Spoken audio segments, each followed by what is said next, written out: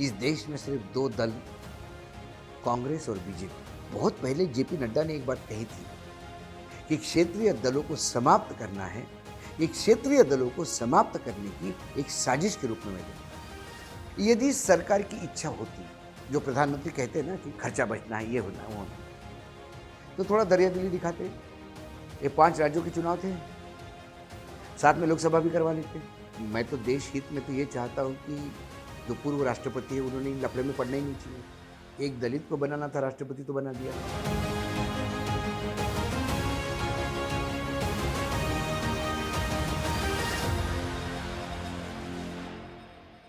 दोस्तों नमस्कार, स्वागत है आप सभी का देश नीति के खास कार्यक्रम वीकेंड विद वानखेड़े में। एक देश एक चुनाव के लिए एक कमेटी बनाई गई। चेयरमैन रामनाथ कोविंद जी हैं और उनका कल बयान आता है कि वन नेशन वन इलेक्शन देश हित के लिए है। और उनका जो बयान जो सबसे चर्चा का विषय बना कि इससे केंद्र में जो सरकार होगी उसे बड़ा फायदा होगा, चाहे बीजेपी हो चाहे कांग्रेस हो। वन नेशन वन इलेक्शन लाने के पीछे मकसद क्या है? मकसद ये है कि इंडिया गठबंधन के जो अलग अलग पिलर्स हैं, एक तरफ नीतीश कुमार है, एक तरफ लालू यादव है, ममता का अपना एक फॉलोइंग है, शरद पवार है, राहुल गांधी है। यदि वन नेशन वन इलेक्शन हो गए तो ये जितने क्षेत्रीय क्षेत्रफ है ये अपने राज्य में कन्फाइंड हो जाएंगे। ये राजनीतिक दल दूसरे राज्य में नहीं जा पाएंगे। फॉर एग्जाम्पल, अभी मध्य प्रदेश में समाजवादी पार्टी लगातार प्रचार कर रही है और उनके एक स्टार प्रचारक है अखिलेश जी। अब आप इमेजिन करिए, लोकसभा विधानसभा साथ में होते हैं, क्या अखिलेश जी उत्तर प्रदेश छोड़ने की वो ले सकते हैं? इस देश में सिर्फ दो दल, कांग्रेस और बीजेपी, यही दो दल है कि जिनके क्षेत्र में क्षेत्रफ भी है और राष्ट्रीय स्तर पे नेतृत्व भी है। तो ये जो बहुत पहले जेपी नड्डा ने एक बात कही थी कि क्षेत्रीय दलों को समाप्त करना है, एक क्षेत्रीय दलों को समाप्त करने की एक साजिश के रूप में मैं देखता हूं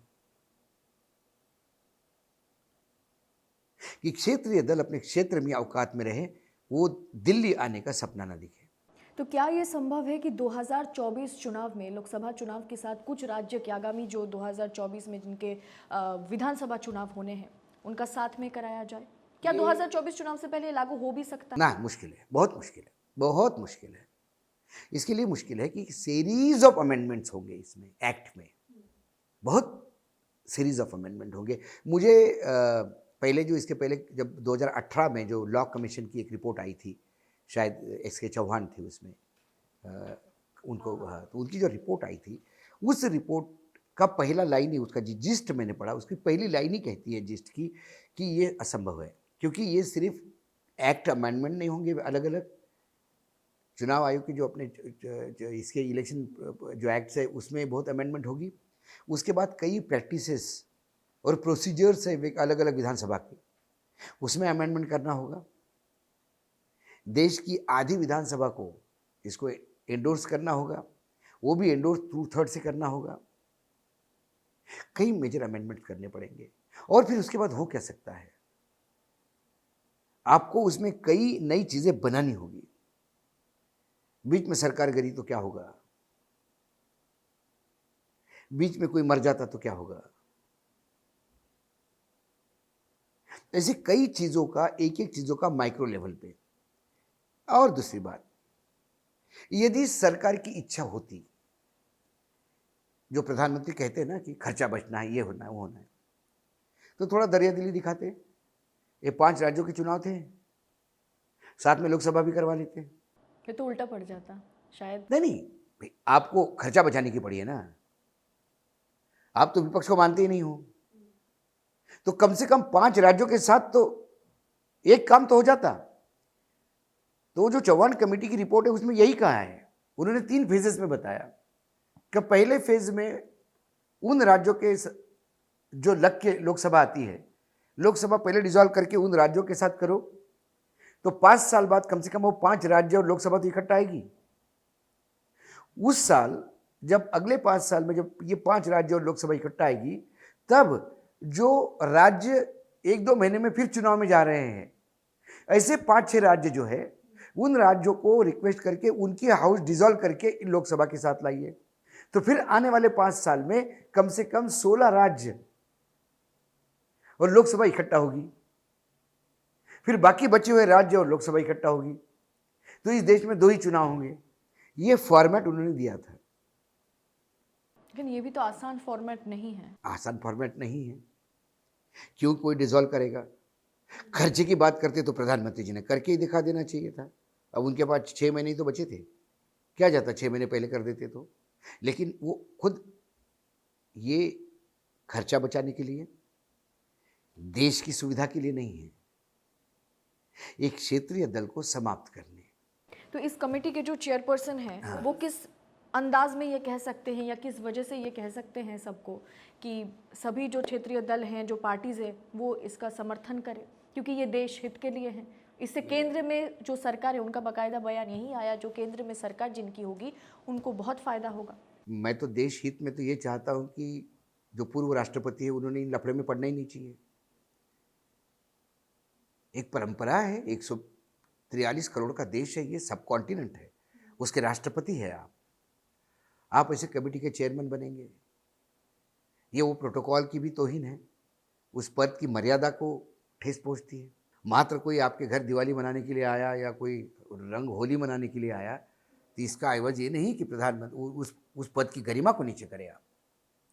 लेकिन फिर अब 2014 के बाद गरिमा नाम का शब्द जो है वो अब मुझे लगता है कि लॉकर में बंद कर दिया है। कौन किस पद की गरिमा रख रहा है? कोई नहीं। क्या यही वजह है इसीलिए उनको चेयरपर्सन बनाया गया कि जिन्हें यूपी से भाजपा टिकट तक नहीं देती है एक समय, रामनाथ कोविंद जी को, और बाद में उन्हें चेयरपर्सन बनाना? क्योंकि एक दलित को बनाना था राष्ट्रपति तो बना दिया। एज अ प्रेसिडेंट कोविंद साहब का क्या अचीवमेंट है? 0/0 सन्नाटा। वो तो बहुत बड़े लॉयर थे, मेरी अपेक्षाएं थी, लेकिन मैंने कम से कम मुर्मू जी का भाषण में ये तो सुना कि उन्होंने प्रधानमंत्री और सारे जजों के सामने ये बोल दिया, ये कैसा विकास है जहाँ जेल की कैपेसिटी बढ़ाते हैं और नए जेल बनते हैं। ये विकास का द्योतक नहीं है। जेल तब बढ़ाने पड़ते जब क्रिमिनल बढ़ते हैं। जिस समाज में क्राइम बढ़ता हो उस समाज में विकास कहाँ? ये बोलने की हिम्मत उस राष्ट्रपति ने दी। कोविंद साहब कभी इतना भी बोले हैं क्या? और ये मेरा पूछने का अधिकार है, मैं देश का नागरिक हूँ, मैं टैक्स देता हूँ, वो मेरे राष्ट्रपति रहे हैं। तो जब वो उस पद की गरिमा के अनुसार काम नहीं करते तो मैं भी अपमानित होता हूँ। मैं मेरे राष्ट्रपति को सवाल नहीं पूछूंगा तो क्या पाकिस्तानी पूछेगा आके? मैं मेरे प्रधानमंत्री को सवाल नहीं पूछूंगा तो कोई बांग्लादेशी आके पूछेगा? ये तो वही बात है कि अभी तो ये परंपरा बन चुका है। हम राजस्थान चुनाव में देखें किस तरह से जो प्रेजेंट सिटिंग जो हमारे उपराष्ट्रपति है वो चुनावी प्रचार में नजर आ रहे हैं, मोदी जी की उपलब्धियां गिनाते हुए नजर आ रहे हैं, धनखड़ जी। तो अब 2014 के बाद गरिमा कहाँ रही किसी पद की? सारे पद प्रधानमंत्री के चरणों में है। तो दोस्तों, वीकेंड विद वानखेड़े का ये एपिसोड आपको कैसा लगा? कमेंट कर अपनी राय हमारे साथ जरूर शेयर कीजिएगा। बाकी आप देख ही रहे होंगे किस तरह से सत्ता के आगे मीडिया, मेन स्ट्रीम मीडिया नतमस्तक है। वहां देश नीति बेबाक और बुलंद आवाज के साथ वो सवाल करता हुआ नजर आ रहा है। बस हमें आपकी सहयोगिता की, आपकी सपोर्ट की भरपूर ज़रूरत है। अगर ये एपिसोड पसंद आई होगी तो वीडियो को लाइक ज़रूर करें, शेयर ज़रूर करें और हो सके तो अंत में थैंक्स ऑप्शन का इस्तेमाल करें। बहुत बहुत शुक्रिया। जय हिंद, जय भारत।